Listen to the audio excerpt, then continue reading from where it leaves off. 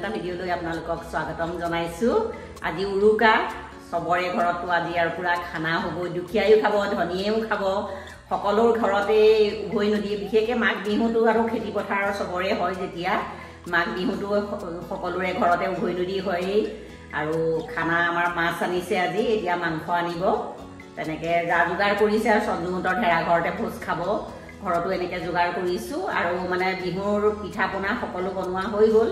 কিন্তু বৰ পিঠা কেইটা মানে মই উৰুকাৰ দিনাহে বনাওঁ। উৰুকাৰ দিনা বনালে 4-5 দিন থাকিলেও মানে পিঠাটো ধুনীয়া কোমল হৈ থাকে আৰু বিশেষকৈ কোমল চাউলৰে বনাম আৰু কোমল চাউলৰ পিঠাগুড়িটো এনেও ধুনীয়া কোমল হৈয়ে থাকে, সেইকাৰণে বৰ পিঠাকেইটা এতিয়া খুন্দি লওঁ। ৰাতিপুৱা চাউলকেইটা তিয়াই থৈছিলোঁ আৰু এতিয়া টুকি থোৱাও মানে 1.5 ঘণ্টামান হ'ল, কিন্তু সময়ে পোৱা নাই। ভাতকেইটা অকণমান শুৱাই লৈছোঁ আৰু এতিয়া পিঠাগুড়িকেইটা খুন্দি ধুমধাম আৰু বৰপিঠাকেইটা বনাম। ভাবিছোঁ বৰপিঠা ৰেচিপিটো আপোনালোকৰ লগত শ্বেয়াৰ কৰোঁ বুলি ভিডিঅ'টো আৰম্ভ কৰিছোঁ। ভিডিঅ'টো শেষলৈ চাব। ভিডিঅ'টো যদি ভাল পায় লাইক এটা কৰিব, কমেণ্টত জনাব। এতিয়া প্ৰথমতে পিঠাগুড়িকেইটা খুন্দি লওঁ।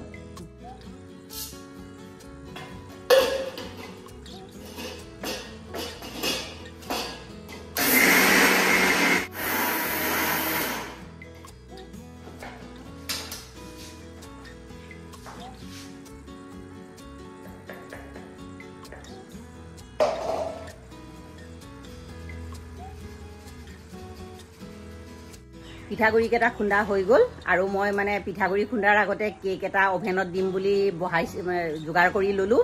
অভেনত প্লাগ দিওঁতেই অভেনৰ প্লাগৰ মানে নট এটা খুলি গ'ল, সেইকাৰণেতো এতিয়া কেকটো অকণমান ডাঙৰকৈও গুলিছিলোঁ, ভেনিলা কেক ফুটি দি বনাইছোঁ।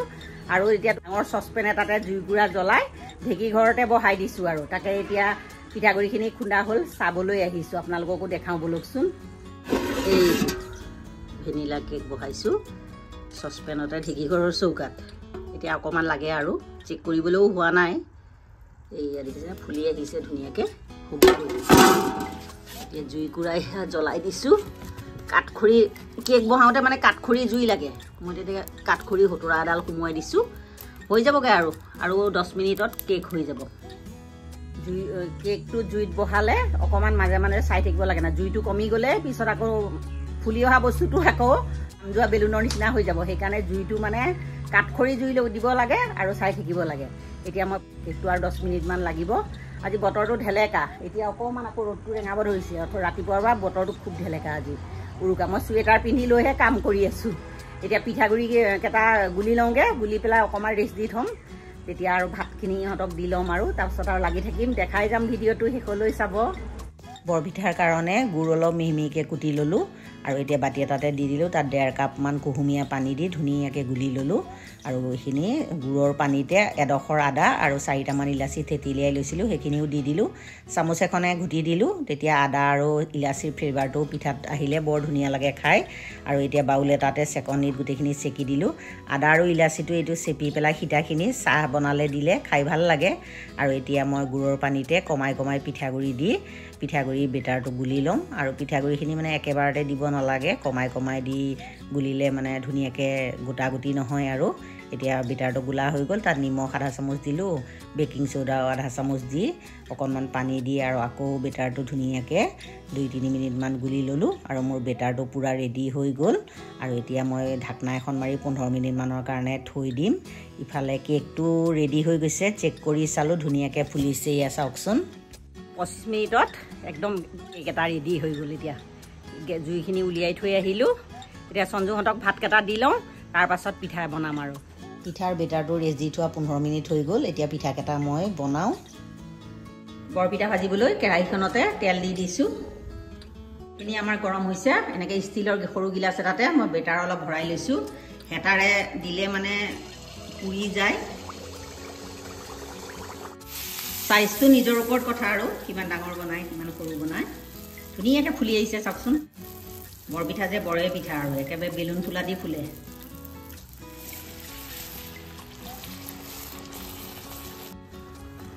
আৰু বৰপিঠা মানে পেনত ভাজিবলৈ নোৱাৰি, এই কেৰাহীতেই সদায় বৰপিঠা ভাজিব পাৰি। পেনত ভাজিলে কিবা বহল হৈ যায়, ভাল নহয় পিঠাটো, বেছি সময় নালাগেও। এটা পিঠা বনোৱা হৈ গ'ল, চাওক এয়া মস্তকৈ ফুলিছে। আৰু এলা দি দিওঁ। দিয়াৰ লগে লগে ফুলি উঠিয়ে আহে আৰু দেখিছেনে কিমান ধুনীয়াকৈ ফুলিছে পিঠাকেইটা বনাওঁতে প্ৰথমতে হাই ফ্লেমতে গৰম কৰিব লাগে তেলটো তাৰপাছত পিঠা বনাওঁতে মিডিয়াম কৰি পিঠা ভাজিব লাগে তাৰটো পূৰা আহি গৈছে আৰু পিঠাকেইটা একে ধুনীয়াকৈ ফুলি ফুলি গৈছে আৰু এইটো 2 নম্বৰ এইটো পিঠা বনোৱা হৈ গ'ল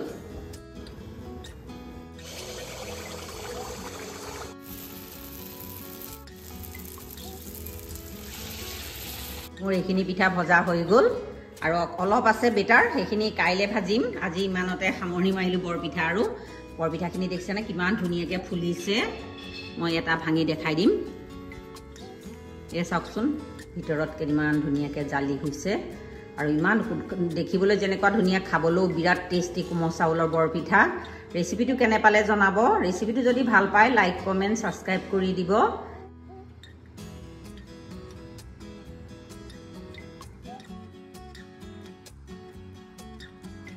বৰপিঠাকেইটা হৈ গ'ল বৰপিঠা ৰেচিপিটো কেনে পালে জনাব একদম সহজভাৱে কোমল চাউলৰ বৰপিঠা শুকাত বনোৱা দেখিছেনে স্পঞ্জেই হৈছে মাজে মাজে এয়াৰ পকেট কেইটামান থাকিল ঠাৰি এনেই ধুনীয়া স্পঞ্জি কেক হৈছে এই পাকঘৰৰ কামখিনি অকণমান চপাই থৈ এই সঞ্জুহঁতৰ ঢেৰা ঘৰটোলৈ আহিছোঁ এতিয়া আহিম বাৰু সন্ধিয়া মানে লাইটটো আন্ধাৰ হ'লে ভিডিঅ' কৰিবলৈও দিগদাৰ এইফালে ইহঁতে জুই ধৰিবলৈ কাৰণে খেৰ দি বাঁহ দি থৈছে এয়া ঢেৰা ঘৰটো এইটো আজি দিনটো লাগিছে খেদি নিবলগীয়া হৈছে তাৰ পৰীক্ষা আছে ৰাতি দেখিছেনে এই দুইফালে চাৰিওফালে একে খেৰ পাৰি সিহঁতে ইয়াতে শুব আৰু আজি এইয়া খৰি দি থৈছে ইয়াত আৰু খৰি আনিব আৰু এইয়া ধুনীয়াকৈ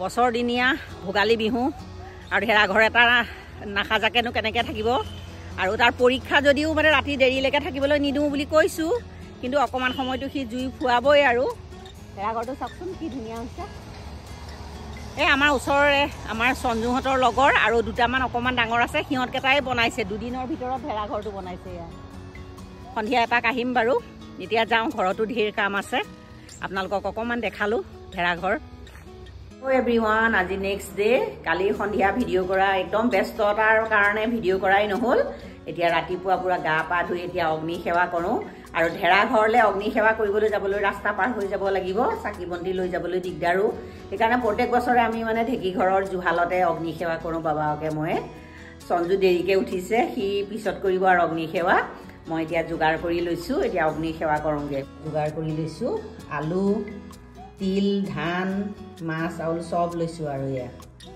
এনেকৈয়ে কৰোঁ অগ্নি সেৱা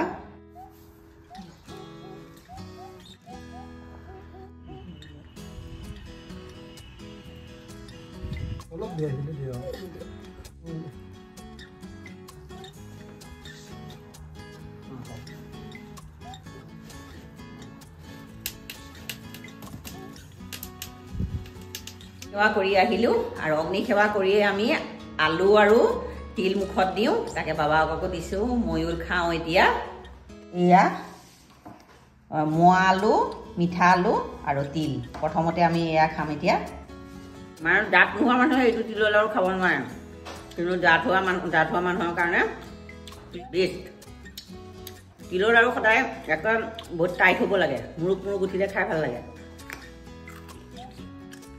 আলু খাওঁ মোৱা আলু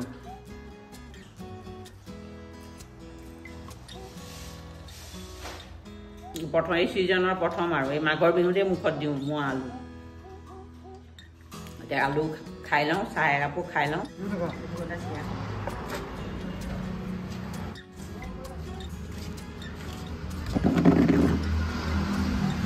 ৰাতিপুৱা অগ্নি সেৱাও কৰা হ'ল চাহ তাহ খালোঁ খাই পেলাই জীৱন দা আহিছে জীৱন দাকে বাবাকে জলপান বিহু দিছোঁ এয়া দুইজনে ধুনীয়াকৈ খাই আছে তাৰপিছত মই খোৱা নাই বাৰু জলপান সঞ্জু খাই গৈ আজৰি আৰু আজিৰ এই ভিডিঅ'টো ইয়াতে সামৰোঁ আজিৰ এই ভিডিঅ'টো যদি ভাল পায় লাইক কমেণ্ট ছাবস্ক্ৰাইব কৰি দিব আকৌ এটা নতুন ভিডিঅ' লৈ আপোনালোকৰ ওচৰলৈ আহিম আজিলৈ আহোঁ ধন্যবাদ